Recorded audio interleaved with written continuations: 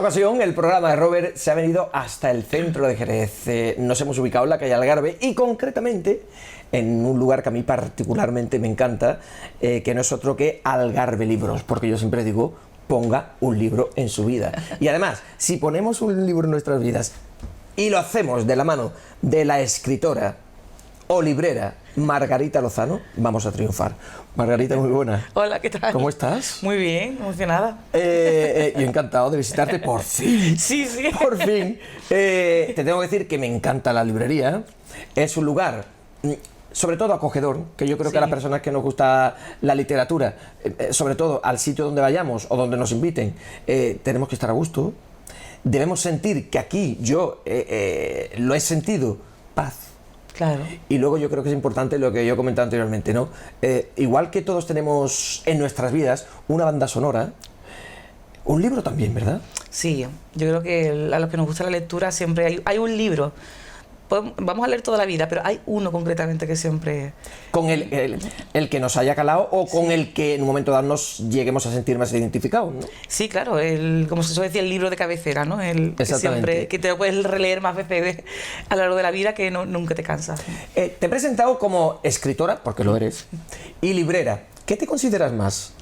Hombre, realmente lo de librera es muy incipiente porque llevo 4 meses y medio solamente.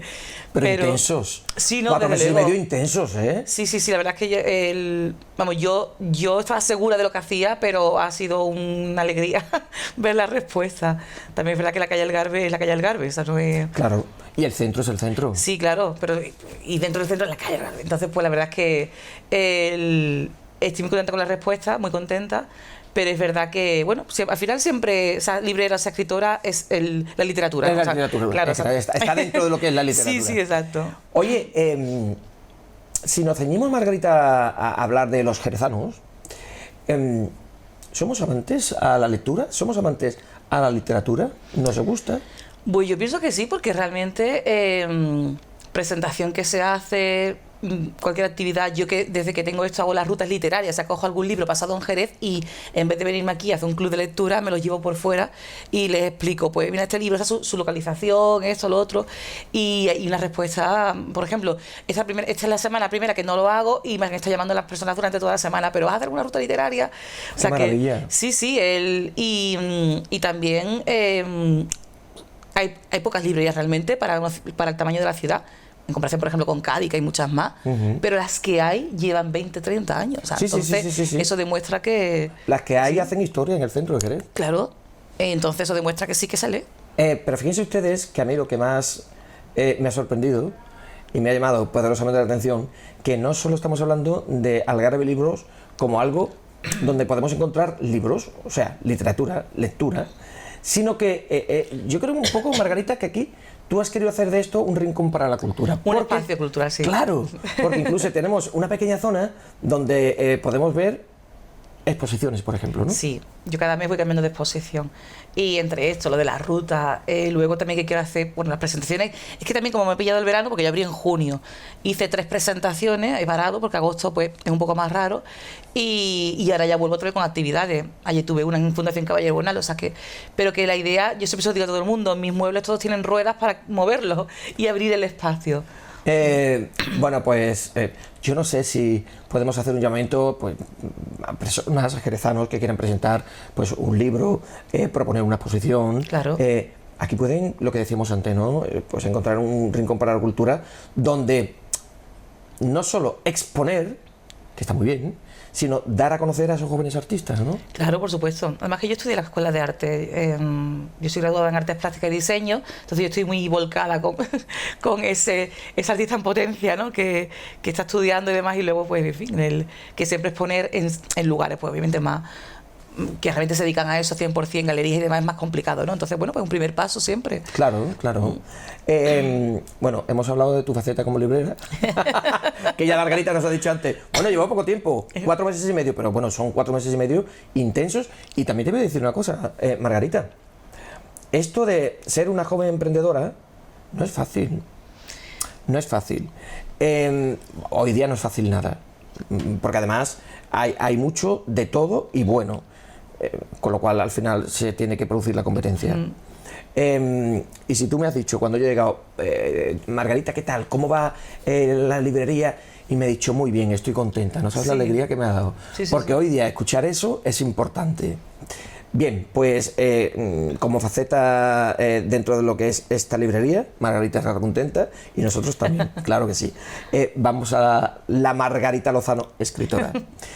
Margarita Lozano presenta Historia Pequeña de Jerez. Es una publicación o es un libro enfocado o dirigido al público infantil, que ahora hablaremos de él.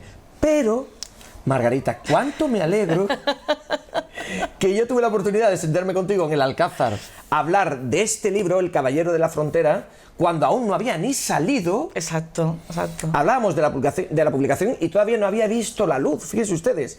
Y acabo de venir a esta librería y hablar con Margarita y me ha dicho, pues tú sabes, Robert, que del libro que hablamos en su día, en el Alcázar, El Caballero de la Frontera, qué fuerte que estéis inmersos ya en la tercera edición. Sí, sí, sí. ¿Te ha pillado por sorpresa eso a ti, Margarita?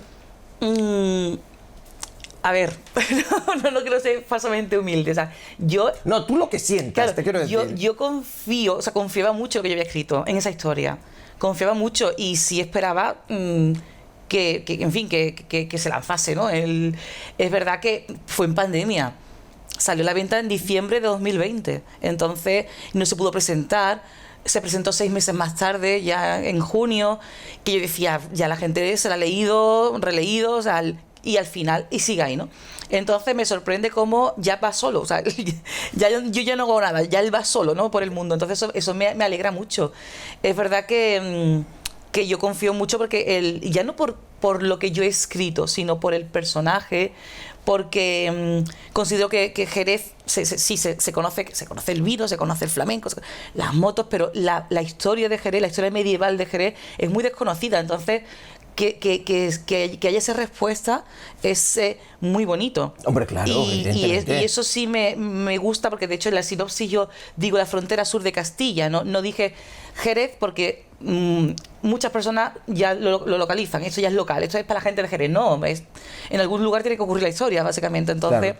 Y era la frontera de todo un reino. Entonces, el ver que hay una respuesta ya fuera de aquí, ¿no? Porque ya aquí ya no se vende, ya es fuera, ¿no?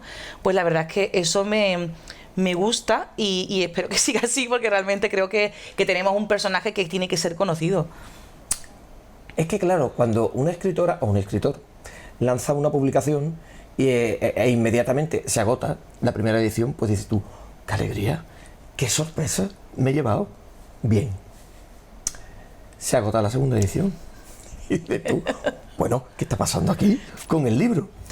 Y ahora estáis, como yo he dicho anteriormente, metidos de lleno en la tercera edición. Creo, Margarita, que pocos escritores, si hablamos de la ciudad de Jerez, pueden decir eso. Ya, pero como te decía, aunque suceda en Jerez, no es algo solamente local. O sea, no. Por eso, pocos escritores de Jerez pueden decir... sí, sí te entiendo, pero porque muchas cosas que se escriben es solamente, yo qué sé, si una cosa concreta de una iglesia de X de Jerez. No, pero hay muchos escritores que hablan de lo divino y de lo humano. Sí, quiero decir que eso sí también es importante, que depende de lo que se hable, pues que... Oye, que lo quiero decir que como escritora eres muy válida y lo hace fantástico. No, pero muchas gracias. Y que yo me alegro por ello, evidentemente. Claro. Y no solo estamos inmersos en la tercera edición del Caballero de la Frontera, sino que además ahora, pues, te diriges al público infantil, ¿por qué? Pues fue una propuesta, porque realmente a mí no se me hubiese ocurrido, porque yo no tengo niños, soy la hermana más pequeña, yo no sé mucho de niños realmente, ¿no? Entonces, de hecho, cuando escribí El Caballero, que él es niño, yo me pasé a mi sobrina Bárbara, que tenía justo 10 años en ese momento, digo, ¿cómo piensa Bárbara? ¿Cómo habla? Para poder escribir sobre un niño de 10 años, ¿no? Entonces, una editorial me propuso esta historia, que son mini biografías de personajes jerezanos, va ilustrado el libro. Me dijo, tú haz la lista que tú quieras. Yo presenté una lista, a mí me dijeron 7 u 8, y yo presenté una lista, yo qué sé, de 20 y tantos, entonces al final se quedó en 23 y va a ser más. ¿De 7 u 8 a 23? Sí, porque y puse muchos más, pero al final se quedan 23 Y bueno, ya ha sido un proceso. El libro, bueno, en portada aparezco yo, pero aparece también la ilustradora, porque es de las dos. Realmente es tan importante el texto como la ilustración, ¿no? Totalmente. Bueno, Margarita, y además me encanta que se haga esta forma de literatura dirigida al público infantil, porque además de lo que haya escrito en el libro y de las ilustraciones, que es, yo creo que es lo que llama la atención a los niños, Claro. es una forma, evidentemente, de educar a los niños en el sentido de que vayan conociendo desde pequeños la historia de su ciudad. Claro, exacto. Pero, pero aún así, aunque ese sea el enfoque, cualquier persona lo puede leer. Quiero decir, además, precisamente muchas personas ya de cierta edad me viene que la letra es muy pequeña, pues aquí no, la letra es grande, está hecha para un primer lector, con lo cual, pero que no deja de ser historia, todo, con lo cual es completamente leíble por cualquiera. Y entonces se dice lo de infantil, pero que realmente es apartable. Hombre, sobre todo Margarita, yo siempre digo que los que vamos a ser eternamente niños, y yo lo llevo a gala, te quiero decir, que me encanta. Esos que tenemos el niño guardado en nuestra alma y lo sacamos a relucir de vez en cuando, Claro. pues no viene un libro así como anillo al dedo. Sí, sí, bueno, se hace una lectura fácil y en fin. Entendible, sobre todo. Claro, exacto, sí, sí. Es verdad que como en el lenguaje se ha hilado también muy fino, porque va escrito en primera persona, porque como va por niños, ¿no? Yo tenía esto va a sonar muy bruto, pero yo tenía una duda, yo decía, pero ¿cómo voy a hablarle de gente que ya no existe? O sea, que gente que ya ha fallecido, a niños, o sea, entonces... Precisamente por eso Claro. tiene que conocer, o a través de esos datos, conocer la historia de... Claro, pero yo me refería al modo de contarlo, digo, ¿cómo? La forma. Claro, digo, no puedo decir y murió tanto, digo, eso no se puede decir. O sea, entonces ahí hubo que hilar muy fino, al final lo conseguí, ¿no? Entonces, de hecho hay un personaje concreto que me dijeron, aquí has hilado muy fino y está muy bien para... Porque hay cosas que yo qué sé, un militar o yo que sea, no puedes decirle, hizo la guerra, o sea, pues no. Claro, Entonces hay claro. cosas que hay que se obviaron de algún modo, no que se obviaran, sino que se contó de otra manera. ¿De otra ¿no? forma? Sí, exacto. Entonces, pues, yo estoy... O se le puede dar la vuelta incluso. Sí, sí, exacto. Entonces, yo estoy contenta con el resultado porque, como te dije al principio, yo no me planteé esto, nunca me planteé escribir algo para niños, pero ha sido bonito y ponerse, ¿cómo pensaría un niño, no? Pues te digo una cosa, no hay una sin dos, ni dos sin tres. Hombre, nos han sobrado muchos personajes, o sea, que los tenemos ahí en la No, o retaguardia. igual, pues no sé, escribir para los niños es muy bonito. Es muy bonito. Además, Es muy como yo bonito. lo he ido poniendo en redes lo que estás haciendo, me han surgido, o sea, personas me han escrito diciéndome, pues mi bisabuela, o no sé qué, y tú dices, anda, mira, que había no sé qué, que había no sé cuánto. Entonces, hemos ido haciendo una lista B, por así decirlo, por si sale un segundo Claro. volumen, ¿sabes? Sí, sí, sí. Claro. Que si nos pasa como el caballero de la frontera. Ve apuntando personajes, ¿eh? Bueno. Ve apuntando personajes. Ok, hay personajes que son una pasada, que tú dices, pero de verdad este tipo, o sea, yo qué sé, la persona que implantó el cultivo del algodón, de la vid en Hawái, era de Jerez. O sea, por decirte algo, la piña la llevó, la pizza hawaiana que es tan famosa, la piña la llevó un jerezano para allá. Pero es que además te digo una cosa, Margarita, porque dice, bueno, son datos históricos que los niños es imposible que los conozcan. Depende de cómo se lo cuente. Y los mayores también. No, por supuesto, claro. Hay datos históricos que si tú no nos lo cuentas a través de la literatura, de la lectura de un libro, como quieras, o a través de otro medio, son desconocidos para niños Claro. y para mayores también. O sea, que tú vas a educar a los niños y a los mayores en ese sentido, en el sentido de contar la historia de Jerez también, que me parece algo fantástico. Bueno, esto está escrito ya, te quiero decir. Sí, esa es mi imprenta ya, o sea... Eso está hecho. Sí, Eso, sí. ese trabajo ya está hecho. ¿Qué tienes en mente ahora? Uy, yo es que en diciembre, el pasado diciembre, yo terminé la segunda parte del Caballero. Lo que pasa que todavía no se la he enseñado a nadie. La tengo guardada porque está metida en historia pequeña. Entonces digo, yo tengo que ir por orden. O sea, tenía el contrato y todo, digo, hay que sacar historia pequeña. Y así va, ¿no? Segunda parte del Caballero está. No está exactamente como me gusta. O sea, tengo que darle alguna vuelta todavía. Es importante, como te dije al principio, si yo me esperaba o no ese éxito del Caballero, es importante que tú estés muy segura de lo que presenta y estés contenta con lo que presenta. Sobre todo también te voy a decir una cosa, ¿por qué, Margarita? Porque si tú con este caballero de la frontera que, como decíamos anteriormente, estamos metidos de lleno en lo que es la tercera edición y has dejado el listón aquí. Eso me da vértigo. No, si es que me da vértigo a mí. En pensarlo. Claro, ahora no puedes bajar el listón, porque la gente espera algo o igual o que lo supere. Sí, sí, sí. Yo, de todos Qué modos, nervio, Margarita. No, de todos modos, estoy también muy segura de lo que he escrito, porque es una cosa que me pasó escribiendo El Caballero, que como ya sabes, tardé 7 años en documentarlo y demás. Me lo tomé con calma, no es que estuviera todos los días en el archivo. Es que yo descubrí, para mí, o sea, yo di con las mujeres en la frontera, ese papel de las mujeres en esa misma época. Y quería hablar de ello tal, y luego me di cuenta, digo, pero es que esto es un libro entero, o sea, es que realmente es un papel muy desconocido de qué pasaba cuando los caballeros de Jerez iban a cualquier racia, a cualquier batalla, ellos mismos iban por decisión propia, pero ¿quién se quedaba aquí? Claro. Entonces, a través de los testamentos ves muchas cosas curiosas, ¿no? Como dejaba la potestad de las tierras, de los talleres, de todo, a sus mujeres. Entonces tiene una importancia, una relevancia muy desconocida a día de hoy, y así fue como surgió la segunda parte del Caballero.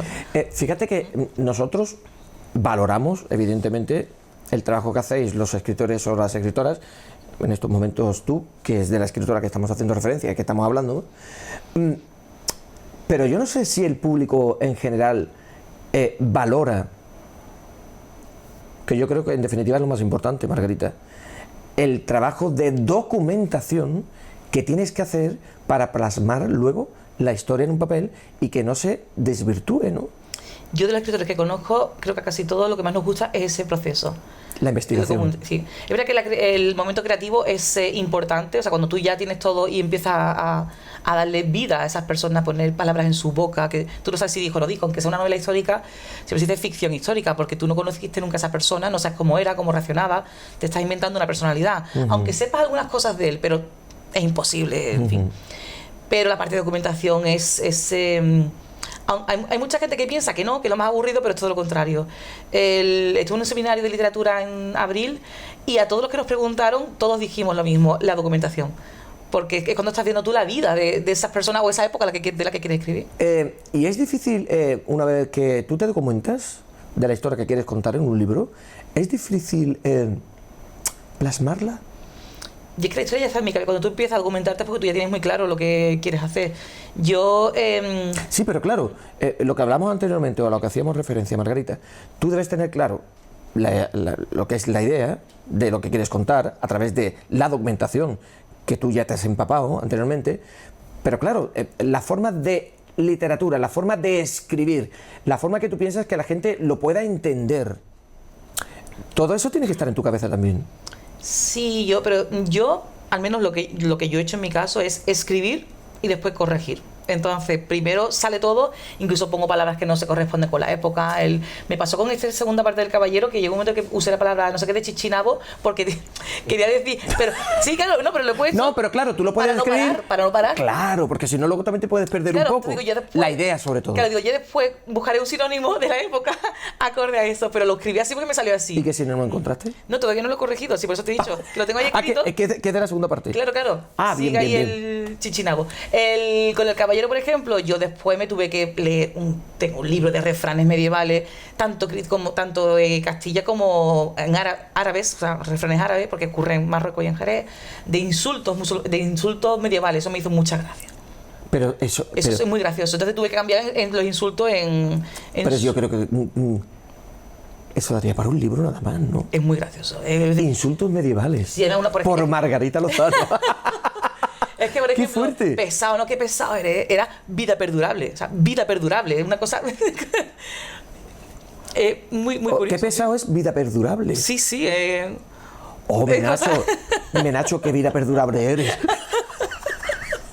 Es que yo a Menacho le digo muchas veces, pesado eres. ¿Es cierto o no? Pues a partir de ahora, qué vida perdurable eres. Uy, pero qué cosas de ese qué tipo, distorsión, ¿no? Sí, bueno, pero... Y luego también di con los apellidos, con ciertos apellidos, que antiguamente no todo el mundo tenía apellido como de hoy, ¿no? Porque no había registro o lo que fuera. Por eso hay tantos apellidos que tiene el gentilicio, no sé qué, de Córdoba, ¿no? O que sea cosas así, ¿no? Hay apellidos a día de hoy que surgieron como insultos. O sea, el apellido Calvo, que es un apellido, era un insulto, que está hablándote del calvo. Bueno, y hoy día también. No, pero es un apellido. No, sí, pero que hoy sirve de apellido, sí, ¿no? Sí, claro, y de insulto también. Pero que surgió como tal, o sea, que no surgió a día de hoy es apellido o insulto, pero entonces que era un insulto directamente. Y un atún. Y al final, un atún. Claro, también. También, que por cierto es universal, me lo encontré en Noruega y me emocioné, ¿vale? No me digas. Sí. ¿Sí? ¿En Noruega te encontraste el atún calvo? Sí, carísimo, pero sí. Bueno, pues estamos hablando de algo internacional. Sí. O sea, calvo, insulto, apellido y atún. Lo tiene todo. Seguro que si nos ponemos a buscar, encontramos otro calvo por ahí que... Coya. Cualquier cosa. Coya. ¿Era calvo?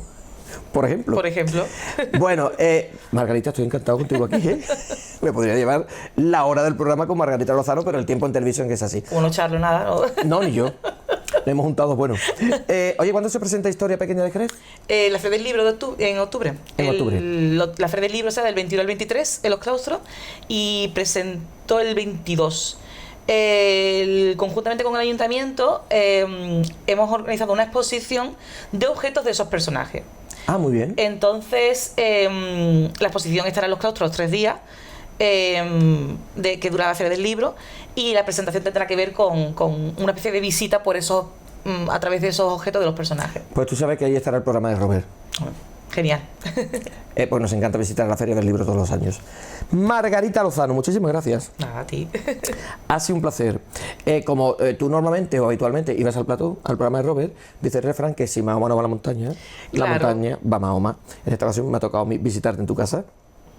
Ha sido un placer. Igualmente. Y bueno, que sigas teniendo el mismo éxito y la misma suerte que hasta el momento, que decíamos anteriormente que no nos podemos quejar. No, que va. Muchas gracias. Nada, a ti. Un placer.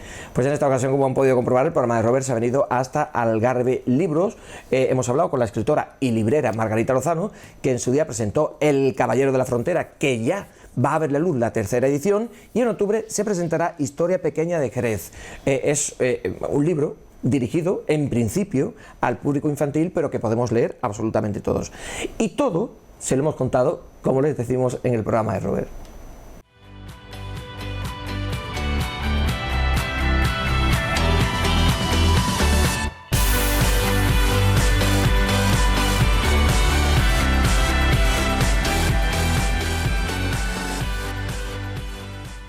Pues el programa de Robert, y una vez más, se viene a dar una vueltecita, un paseíto por Zoo Botánico. Yo tengo que decir que no solo estoy encantado por todo lo que nos ofrece este lugar, desde la parte botánica y también, evidentemente, la parte animal, sino por el equipo de personas que nos encontramos en este lugar y que trabaja por y para Zoo Botánico desde hace muchos años. Nuestra visita, en esta ocasión, es muy especial, y es que hablamos de nuevo de nacimientos. En estos momentos, pues les tengo que informar, les tengo que decir que ha nacido un nuevo bisonte europeo. Para hablarnos de todo ello, nos hemos citado con José María Aguilar, ya saben todos ustedes que es veterinario precisamente de este lugar, de Zoo Botánico. José María, muy buenas. Hola, muy buenas. ¿Cómo estás? Muy bien, muy bien. Qué alegría me da, como yo he dicho anteriormente, José María, visitaros siempre, porque Zoo Botánico, al margen de lo que hablemos, que interesa al público en general, tú sabes que a mí me gusta siempre hacer referencia al equipo que formáis este lugar. Gracias a vosotros, esto va hacia adelante. Y yo creo que eso el público no es que no lo valora, pero lo aprecia poco. Bueno, yo creo que sí lo ve, porque gracias a ese equipo son los resultados, y por ejemplo es el resultado de esta cría tan maravillosa, ¿no?, que es de bisonte europeo, como tú bien decías, que es un ejemplar que lleva viviendo y conviviendo con la especie humana, pues casi acompañándola en toda su evolución, y ha tenido mucho que ver. Pues sí, no lo aprecia, pero sí lo ve. Lo ve, pues eso es importante. De hecho, ahora hablaremos de este nuevo nacimiento, hablaremos del bisonte europeo, pero José María, si quieres, hacemos antes referencia a lo que es ese programa que tenéis vosotros de especies amenazadas, puesto que precisamente este animal, el bisonte europeo, está en peligro de extinción. Exactamente, exactamente. Normalmente ahora mismo la situación de los zoos hace que estemos siempre en pos de la conservación de especies, en pos de la investigación y en pos de la educación. Esos son los pilares básicos en los que nos movemos. Entonces, en el plano de la conservación tenemos esos proyectos de cría europeo donde se encuentran especies amenazadas, entre las que se encuentra el bisonte, bisonte, o el oris de Arabia, o el quebrantahueso, o el ibis eremita, muchas de las especies que tenemos albergadas en el parque, un total de 27 EP que están controlados a nivel de reproducción. ¿Qué se hace con los animales? Se reintroducen algunos y parte de ellos se reintroduce de nuevo en su hábitat para evitar su extinción. Son animales que normalmente están muy en peligro y están coordinados. Tampoco hay que hacer muchos cambios también. Tenemos que mandar el macho, una vez que ha criado, pues no puede estar más de 3 crías en el mismo punto para que haya diversidad genética. Total, que es un poquito complicado, pero eso hace que garanticemos el futuro de algunas de las especies aportando nuestro pequeño granito de arena, aunque tenemos ahora con el calentamiento global y demás, tenemos una extinción masiva en marcha. ¿Con cuántos bisontes precisamente contáis aquí en Zoo Botánico? Bueno, pues nosotros ahora mismo disponemos de un macho y 3 hembras. Y ahora ha criado una de las hembras, que tenemos otra, la cría, que es la que estamos hablando ahora, también es hembra. Entonces esto entrará dentro de el proyecto del programa y nos dirán, pues ahora una de las hembras tiene que ir al zoo en Francia. Por ejemplo, nosotros recibimos el macho de Francia, una de las hembras es de Santillana del Mar, española, y a lo mejor tenemos que enviarla de nuevo, pues a lo mejor nos dicen a Polonia, donde hay un proyecto de reintroducción en el parque de Białowieża, donde hay una buena presentación ya de esta especie, y ahí estamos a expensas de lo que nos digan. Claro, una de las cuestiones que yo creo que interesa al público y que a lo mejor se puede llegar a cuestionar es, nace este bisonte europeo, José María, y cuando llega a cierta edad, no sé si a lo mejor cuando llega a su independencia, ¿la devolvéis normalmente o habitualmente a su hábitat? Depende de los proyectos que estén encaminados, porque lo que no se puede es reintroducir un animal o una especie si los problemas que le llevaron a la extinción en ese sitio, ¿no? Exactamente. Por ejemplo, si tú lo vas a mandar, por ejemplo, los caballos de Przewalki se han reintroducido en Mongolia, pero en la primera vez que se hizo esa reintroducción continuaban los mismos problemas, había cazadores, etcétera. Una vez que se eliminaron, ya se pueden reintroducir. En este caso, si el proyecto es reintroducir en una de las zonas protegidas, pues evidentemente tiene garantizado que se puede hacer una reintroducción fácil y directa. José María, ¿en qué momento normalmente se suele determinar que un animal en concreto esté o se encuentre en especie o sea especie de extinción? Bueno, hay diferentes factores, pero evidentemente es un declive, ¿no? Es un declive que se hace normalmente con contagios de los animales, o se tiene control de su presencia, y cuando hay una bajada o hay alguna hecatombe o alguna muerte masiva y demás, y ha perdido sitios geográficos donde antes aparecían, deja de estar presente, pues ya se cataloga. Eso no lo hace nadie, eso lo hace una reunión de expertos, normalmente de profesionales que conocen perfectamente a los diferentes tipos de animales. Cada uno cuenta con sus expertos y son los que determinan. Caso curioso, por ejemplo, el del lince ibérico, que de estar en peligro crítico de extinción, es decir, eso es que ya te queda cuando un chorrito de agua está entrando por y aunque tú pongas la mano ya te quedas sin agua, claro. Pues así ha llegado a estar el lince. Sin embargo, el lince madre mía, casi irrecuperable. Claro, porque llegaron a haber 250 ejemplares solo en libertad. Sin embargo, ya se ha conseguido revertir. Esto te lo iba a contar al contrario. Entonces, en vez de en peligro crítico, ahora está en peligro de extinción. Ya no es el peligro crítico de extinción, sino un peligro de extinción, porque ya hay mucho más ejemplares gracias a los proyectos de apoyo. Claro, es que cuando un animal en concreto está en peligro crítico, que pase a extinción ya es un logro. Claro, ha subido un escalón. Aunque siga la especie amenazada, claro. Sí, pero ha subido un escalón. Pero ya va mejor encaminada por lo menos a estar presente. Y de hecho el lince ha sido espectacular, de pasar de 250 ejemplares a ahora que hay ya casi 1000 en libertad. Por tanto ya es un escalón más. Se ha notado en unos años, y apoyado con cría en cautividad, pero también con cría en la propia naturaleza, salvaguardando a la especie y a su principal comida, que es el conejo, que también ha tenido de vida. ¿Nace este bisonte europeo en qué mes? Pues nació en agosto, el 23 de agosto, tiene un mes. Vamos, recién nacido prácticamente. Exactamente. ¿A qué edad se hacen ellos autosuficientes? Bueno, los bisontes viven en grupos. Son grupos, entonces ellos se aislaría para no reproducir con su padre. Entonces nosotros aprovecharemos el destete, es decir, que puede durar hasta 1 año y medio, 2 años. Eso es lo que... el destete se aprovecha porque es el momento, claro, en el cual se puede hacer el envío a otro. De todas formas, a partir del mes de edad ya casi ya está empezando a comisquear, no es comer, pero empieza ya, la madre le va enseñando. ¿Qué come? Pues come verdura y alfalfa sobre todo, la base de la dieta de alfalfa. Ellos son comen muchas ramas, muchas hojas en los bosques donde vive. ¿Mucho verde? Y mucho verde, todo es verdura. Ellos son como hacer un rumiante, lo que tienen es un estómago grande que es una bolsa de fermentación y que son capaces de digerir la celulosa, que gran parte de nosotros no tenemos un estómago adaptado para ello. Entonces ya está aprendiendo a comer todo tipo de Es un verdura. animal... bueno, ahora te preguntaré por la longevidad, ¿vale? De los bisontes. Pero lo que comienza a comer este bisonte en concreto, que tiene un mes nada más, y ya está empezando, como tú decías, a mordisquear, ¿es la misma dieta que sigue durante todo el periodo de su vida? Sí. ¿La misma? Sí. Ellos son herbívoros básicos y entonces todo se basa en pequeños frutos, en herbívoros y como decía, en hojas, folívoros también, y esa es la dieta que tienen siempre. ¿De dónde proceden ellos? Ellos hasta, mira, curiosamente es un ejemplar que los ejemplares de bisonte europeo lo podemos ver en las cuevas de Altamira dibujado porque es el mismo ejemplar que lo que pasa que ya ha llegado a extinguirse. Mira, está sonando en la música del propio zoo. Evidentemente se han ido extinguiendo en algunas zonas y ahora quedaron en un margen. Durante la Primera Guerra Mundial fue lo que aportó carne y proteína a las milicias, entonces ahí es donde se llevó al borde de la extinción.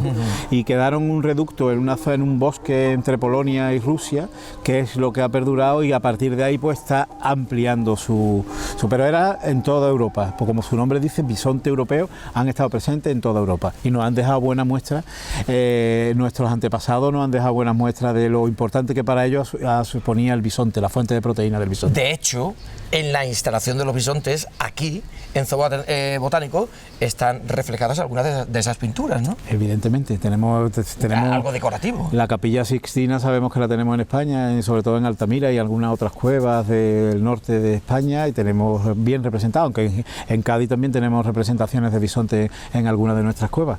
Eso se dice que es como una estrategia de caza, un agradecimiento, en verdad es un poco de todo, pero que es muy bueno que nos haya llegado ese legado porque hemos aprendido también de los animales que estaban presentes en aquellos momentos.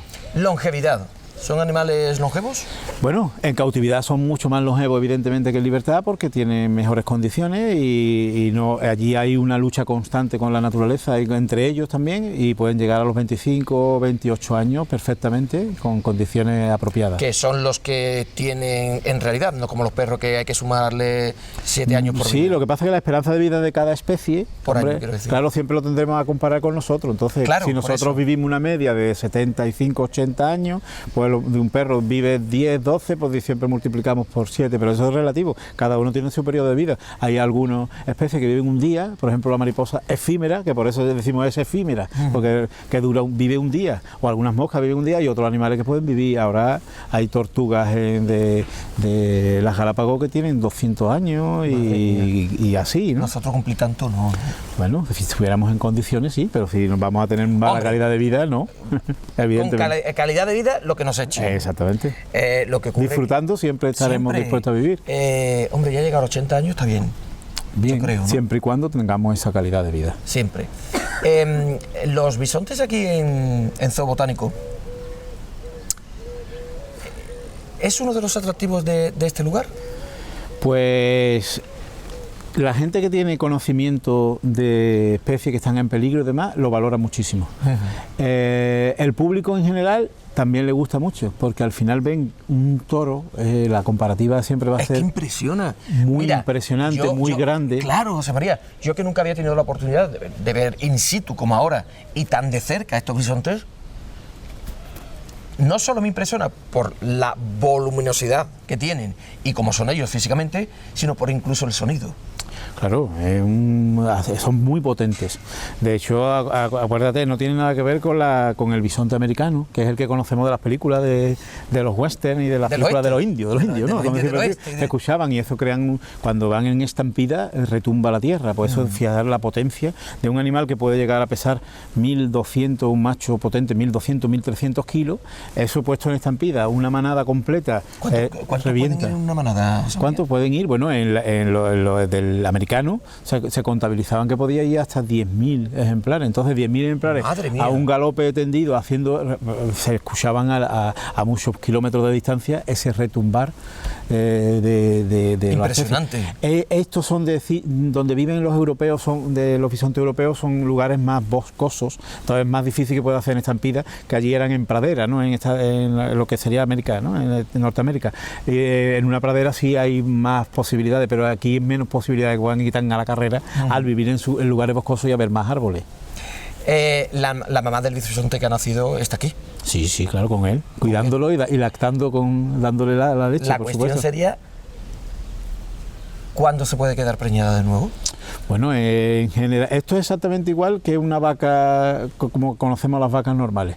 Normalmente hay un parto, el útero tiene que volver a su posición, pero a los 21 días de posparto puede salir a celo. Ese celo no es recomendable que se quede preñada, pero puede salir a celo. Y ya posteriormente pues entra en ciclo y en una de esas se puede crear a celo. Paren de uno en uno. Puede haber partos gemelares, pero ¿Puede haber partos gemelares? Puede haber partos gemelares en bisonte, muy raro, pero puede haberlo. Pero lo normal y lo casi aconsejable es de uno en uno, evidentemente. Bueno, pues ya saben entonces qué charla más interesante estamos manteniendo con José María Aguilar sobre los bisontes europeos, que además, ya saben todos ustedes, ha nacido uno, es muy pequeñito, hace tan solo un mes, el pasado mes de agosto. Sí que es cierto, José María, y eso lo hemos hablado en otras ocasiones, que Zoo Botánico es un lugar donde los partos, los nacimientos, son muy asiduos, ¿no? Sí, vamos, en general, digo, no ahora de los bisontes. Nacimiento y parto y demás, y este año ha estado muy bien, a pesar de ser un año seco, que siempre se ha retrasado un poco el inicio, pero hay una especie desde titís, hemos tenido también otro animal que es la primera vez que lo criáramos, que era el avestruz de cuello rojo, que es una especie muy extraña, y hay 2 pollitos que han sido los únicos que han nacido en toda Europa este año. ¿Aquí? Sí. ¿En Jerez? Sí, Fíjense sí, ustedes qué interesante. Y vamos, tenemos Miná de Bali también, son una especie de estornino también muy en peligro de extinción, procedente de la isla de Bali en Indonesia, y que quedan menos de 250 también en libertad. Hay siempre una rutina. Es que esa es una parte de nuestra labor.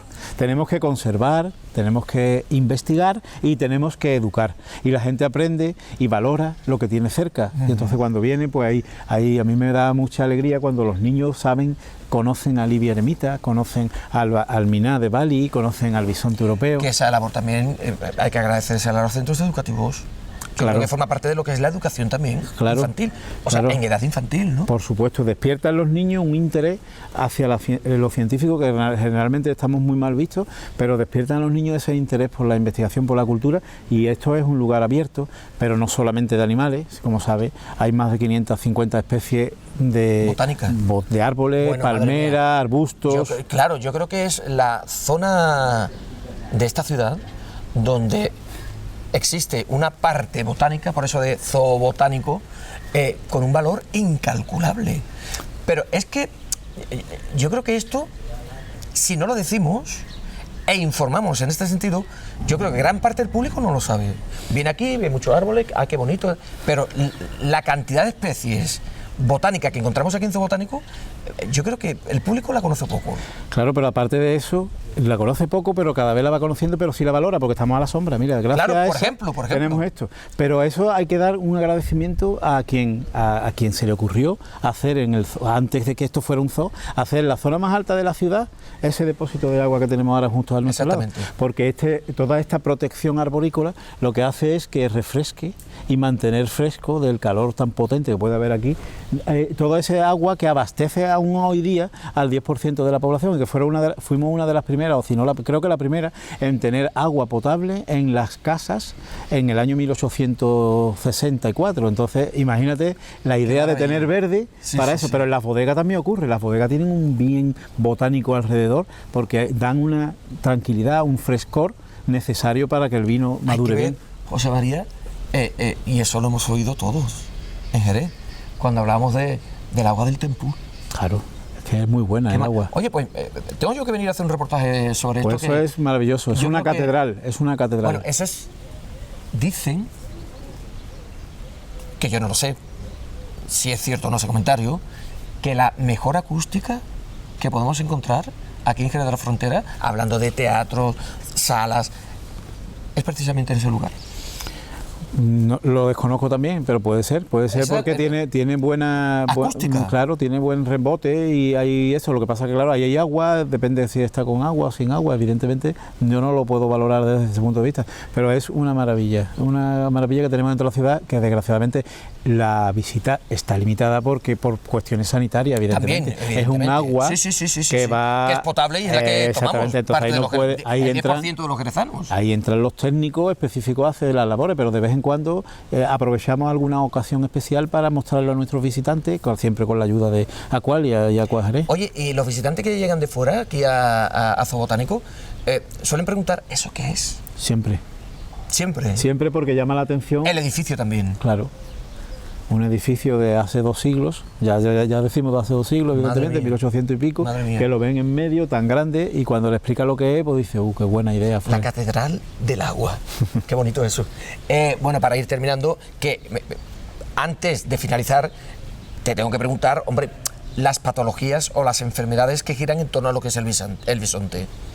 Bueno, los bisontes son animales bastante fuertes, muy potentes y algunas alteraciones gástricas y digestivas sobre todo. Hay que controlar bien la dieta para que no aparezcan esas alteraciones. Algún día puede aparecer una diarrea o tenemos que estar siempre con el control de la dieta. Sí, pero son enfermedades o patologías comunes. Son relativamente comunes, no son propensos a las infecciones. De todas formas, nosotros hacemos chequeo también de enfermedades, vacunaciones, lo vacunamos asiduamente de manera anual. Y con eso hacemos prevención, porque la labor del veterinario no solamente está en curar, está en adelantarte a la enfermedad, prevención. Lo que siempre, por eso siempre es tan importante las vacunas, que gracias a las vacunas podemos estar hablando de que se está acabando esta pandemia maldita, podemos estar hablando de muchas cosas, que eso es de suma importancia, hacer esa labor de prevención y profilaxis, no solo tratamiento. Perfecto, pues ya lo han visto todos ustedes. En esta ocasión el programa de Robert se ha venido hasta Zoobotánico. Hemos hablado con José María Aguilar, este veterinario. Bueno, igual, iba a decir que lleva aquí muchos años. Yo qué sé, muchos años. Ya hace unos cuantos años que nos conocemos nosotros. 2 o 3 días. Antes de ayer. Antes de ayer, vamos a dejarlo ahí, porque si no, damos muchas pistas de la edad. Pero gracias a la experiencia, pues hacéis una labor para con Zoobotánico realmente encomiable. Y yo quiero que eso se quede claro y por eso hago referencia siempre en este espacio de televisión. José María, muchas gracias. No, muchas gracias siempre, y a Onda Jerez siempre se lo tengo que agradecer el detalle que tiene de venir y de dar a conocer todo lo que hacemos, todo lo que es cómo se mueve este zoo y todos los animalitos y todas nuestras plantas estén al día, todos los jerezanos cumplidamente informados. Para aquellas personas que no puedan venir a vivir intensamente, disfrutar de este Zoobotánico in situ, al menos se lo contamos en televisión. Muy bien. Gracias. Enhorabuena por todo. Pues lo dicho, Zoobotánico también se ha convertido, y en concreto los bisontes europeos, en protagonista del programa de Robert.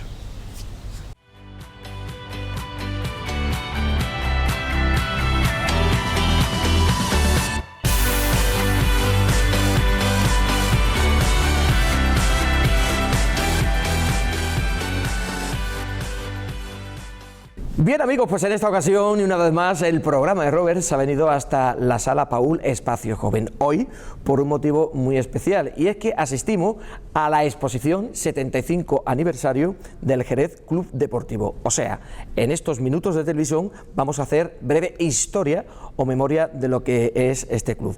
Para hablarnos de todo ello hemos invitado a Antonio de la Rosa, que es comisario de precisamente esta muestra.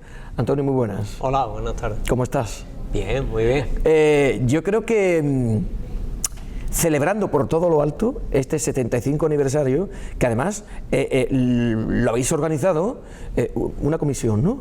Sí, el Jerez desde hace más de 1 año y medio nombró una comisión para todos estos actos que iban a venir para el 2022, para septiembre de 2022, y Jesús Fernández, que es el que nombraron como, digamos, portavoz de la comisión, fue reclutando gente, donde estaba pues, Jaime Galán, estaba Ale, Jaime Benítez, etcétera, etcétera, y bueno, todos empezamos a plantear no solo lo que es la exposición, lo que están ustedes viendo aquí, sino hay otra serie de actos que van a venir en sucesivos días, semanas, hasta el mes de noviembre. ¿Y de estos actos tú nos puedes hablar, Antonio? Sí, hoy, esta noche, viernes, tenemos la cena, hay la cena del 75 aniversario, donde se va a presentar el himno del 75 aniversario, la camiseta del 75 aniversario, y se ha hecho una cena.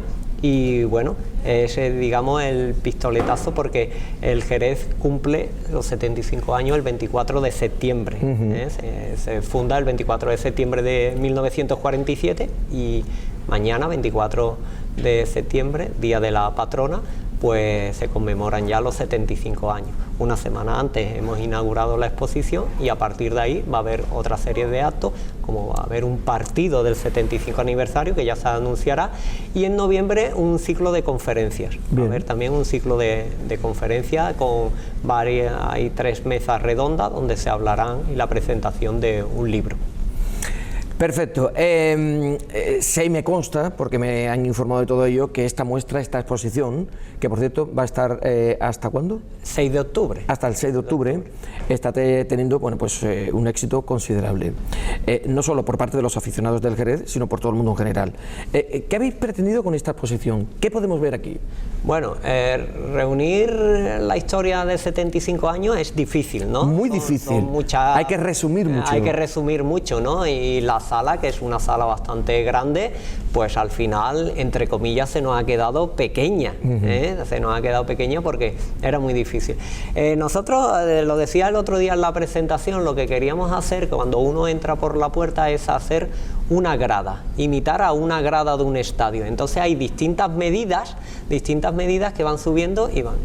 Cuando uno entra se encuentra una serie de vitrinas que han sido dedicadas a diferentes cosas. Desde nuestro antecedente en Jerez, ¿no? En 1911, Thomas Spencer crea el primer Jerez Fútbol Club, en inglés, Fútbol Club, y la familia hace años donó un trofeo de 1912 y se ha querido poner en la primera vitrina, que es lo que abre la exposición. Después se ha dedicado otras vitrinas, pues al campeonato de Andalucía de la 48-49, está los trofeos Ciudad de Jerez, los trofeos de la Vendimia, lo importante que fue Santa Fe, los marianistas, donde la cantera ha trabajado muchísimos años allí, lo que han sido los entrenamientos, ascensos tan importantes como el de Ceuta, ¿no? Tenemos la camiseta de Manolo Perdigone y Antonio Pollato, tenemos la inauguración de Chapín, tenemos el ascenso de Gramenet con la camiseta de Fernando Román, el ascenso de Huesca con la camiseta de Mendoza, que nos da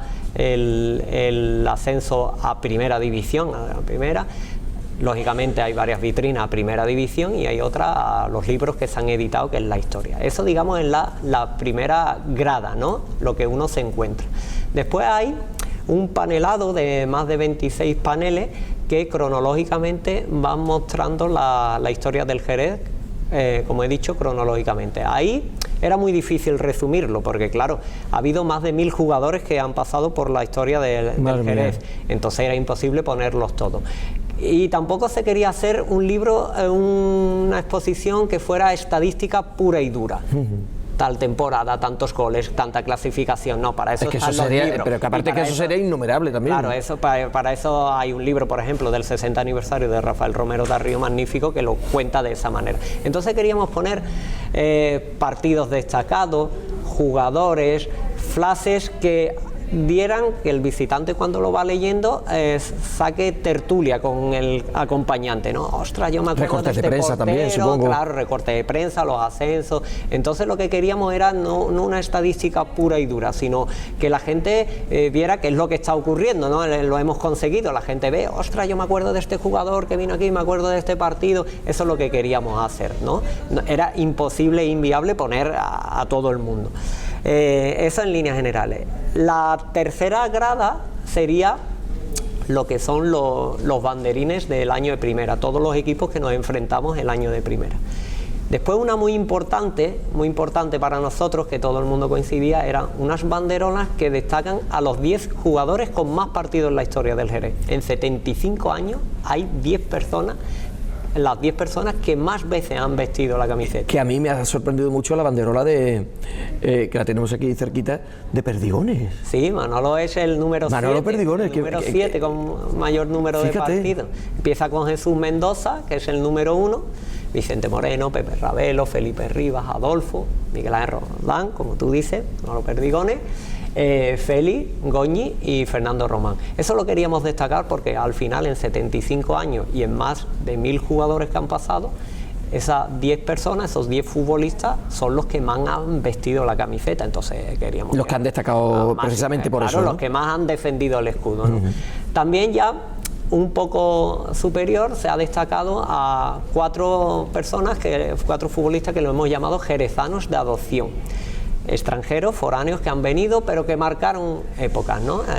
Dante Adrián Sanabria, el argentino, Drago Shakir, que todavía lo vive aquí, Dani Pendín, que además lo hemos destacado por su pundonor y además ser el extranjero con mayor número de partidos en el Jerez. Hemos dicho los 10 que con más número de partidos, pero el foráneo con más número de partidos en la historia del Jerez es Dani Pendín. Sí, no siendo jerezano. Claro. No siendo jerezano. Y después, una curiosidad, lo exótico lo hemos llamado, a Chan Yi, que es un jugador, que es el primer jugador que viene de China, del país de China, que juega en la Liga Española.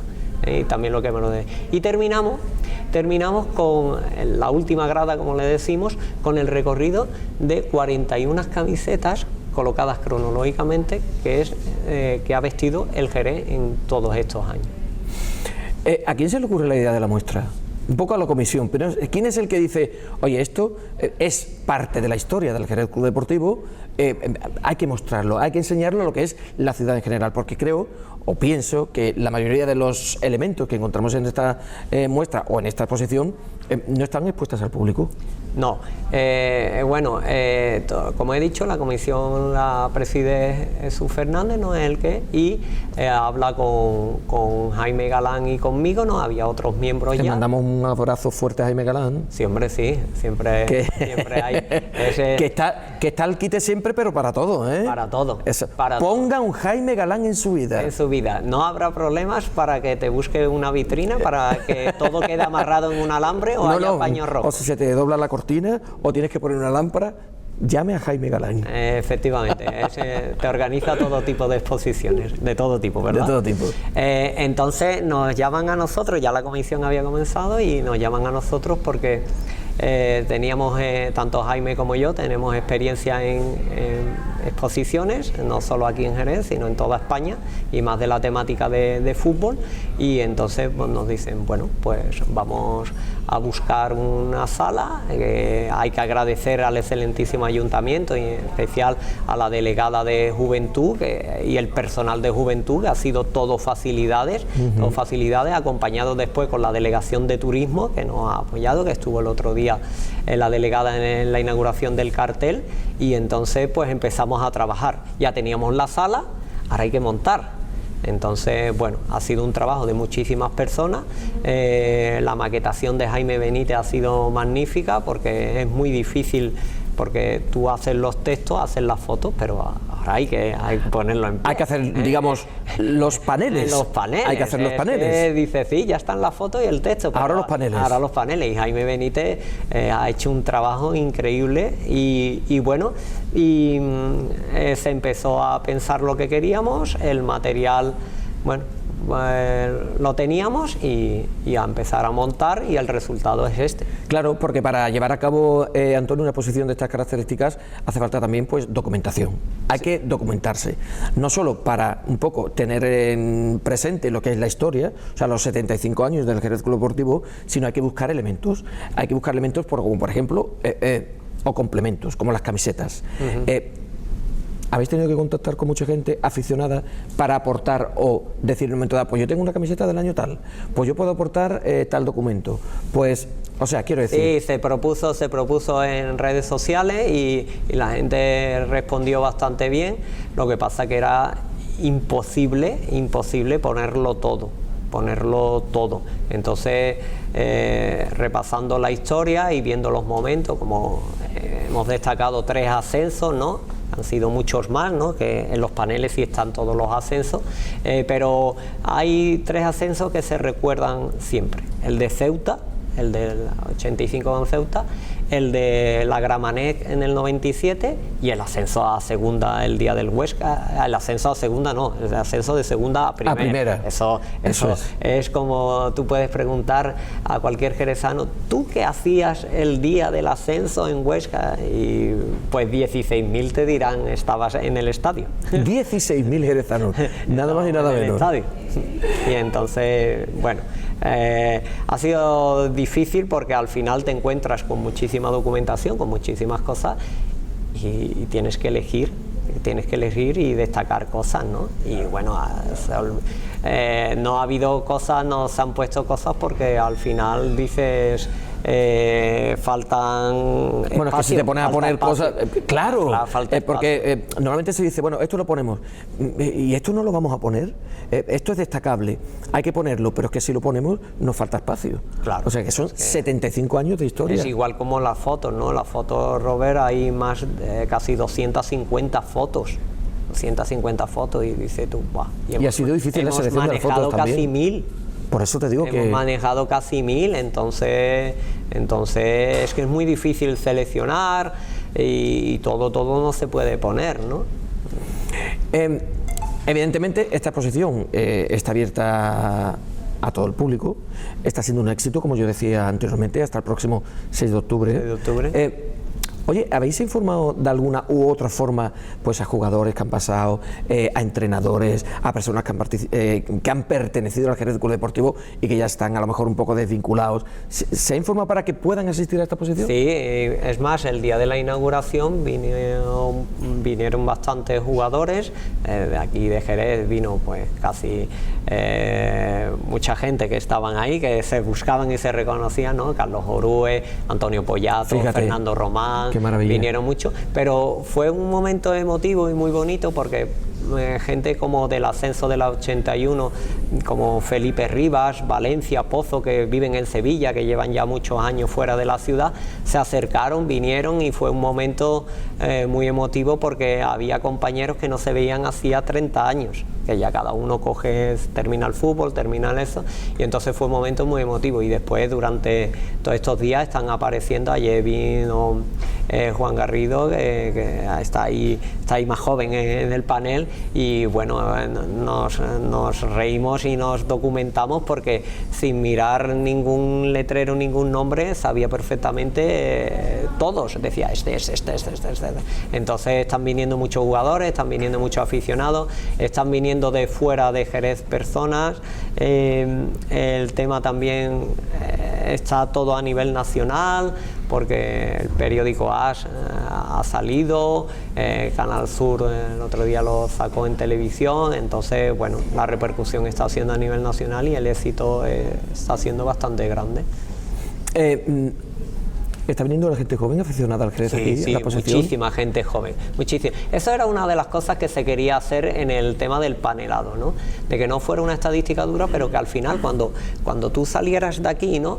Conocieras, por ejemplo, o se destacara y dijera, pues yo he visto que Pepe Agar, que jugó entre el 47 y el 53, es el máximo goleador de la historia del Jerez. Claro, una persona con 14, con 20 años, 25, lógicamente ni la ha visto jugar, ni sabe ese dato. Ni si ese dato se le da, tiene conocimiento de él, claro. Entonces eso es muy interesante, ¿no? Que la gente cuando salga de aquí y vea lo que es el panelado, ¿no? Diga, bueno, pues Pepe Agar es el máximo goleador de la historia del Jerez, que Antúnez, un jugador que viene del Sevilla, juega el Mundial del 50, el Mundial famoso de Brasil, del Maracanazo, que España queda cuarto, pues este jugador estuvo en las filas del Jerez, ¿no? O que, por ejemplo, Armenteros es el jugador que marca el primer gol en primera división, ¿no? Entonces esas cosas lógicamente sí están, no hemos intentado que falte ninguno porque son cosas muy importantes, pero bueno, después hay muchísima gente que están ahí y todo el mundo ha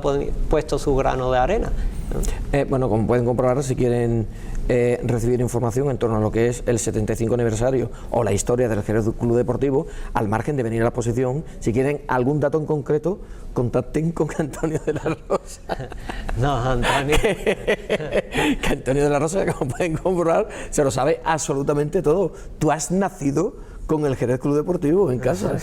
Sí, bueno, hemos estado en Domé, eso quiere decir que somos mayor. Cuando dice yo... Que ya tenemos una edad considerable, ¿no, Yo Antonio? estuve en Domé y dice la gente, joder, pero espérate, si en Domé ¿De lo qué año cierran en el esto? 88, Claro. este tío qué edad tiene. No, sí, pasa eso. No, y eso, decir que vengan todo el mundo, porque los aficionados al fútbol en general, hay gente, ayer vinieron de Cádiz, Fíjate, qué maravilla. porque al final todo esto y decir que bueno, que está abierto todos los días de mañana y tarde.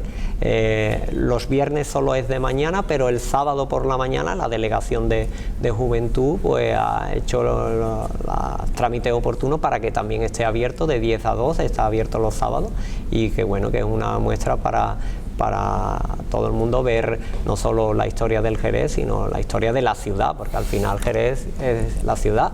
Es que esto, luego si te lo pones a pensar, Antonio, esto también es crear afición, ¿eh? Sí, claro. Te quiero decir, porque habrá gente que venga y dice, bueno, pues venga, voy contigo a acompañarte, tú que eres aficionado al Jerez. Yo no soy de fútbol. Viene aquí y empieza a conocer la historia, los jugadores, los entrenadores, personas que han participado, como decíamos anteriormente, al Jerez Club Deportivo, y se hace aficionado al Jerez Club Deportivo. Claro, es que, claro, es crear afición, al final. Crear afición, ¿no? Y después, pero lo importante, Robert, lo que tú dices, que estoy totalmente de acuerdo, es después ver que Jerez es la ciudad, ¿no? Ahí podemos ver en los paneles a Antonio Vega o a Cuña, ¿no?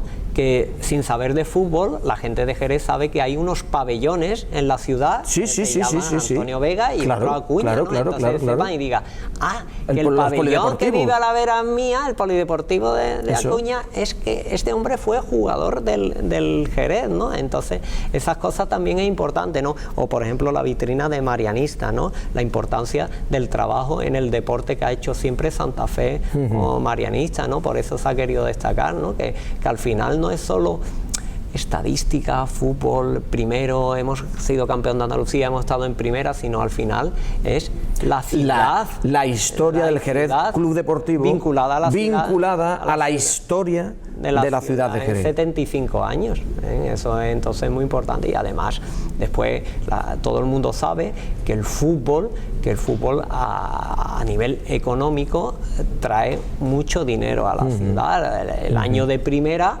se veían miles de personas que venían de fuera a ver el fútbol, y al final eso repercute económicamente en la ciudad. En todos los sentidos, bares, exactamente. taxis, etcétera, etcétera. Por eso digo que en todos los sentidos repercute positivamente y beneficiosamente económicamente para la ciudad de Jerez. Pues ya lo saben todos ustedes, que si quieren conocer la historia en 75 años del Jerez Club Deportivo, pueden venir a la Sala Paul Espacio y Joven, calle Paul, a la Delegación de Juventud, y disfruten de esta muestra, pues como les digo, que hace historia de este Club Deportivo, Jerez Club Deportivo. Antonio, muchísimas gracias. A ustedes, siempre. Ha sido un placer. Muy bien. Si quieren algún dato, lo que decía anteriormente, busquen Antonio de la Rosa o Jaime Galán, que está por ahí, que te has dejado solo, Antonio. Me ha dejado solo, me ha dejado aquí. Ante el peligro. Ante el peligro. Pero bueno, visto lo visto, y escuchándote como te he escuchado, tú no necesitas a nadie. Ni Jaime Galán ni nadie. Él se sabe la historia de Peapá de los 75 años del Jerez Club Deportivo. Muchas gracias, Antonio. A ustedes. Disfruten con esta muestra hasta el próximo 6 de octubre.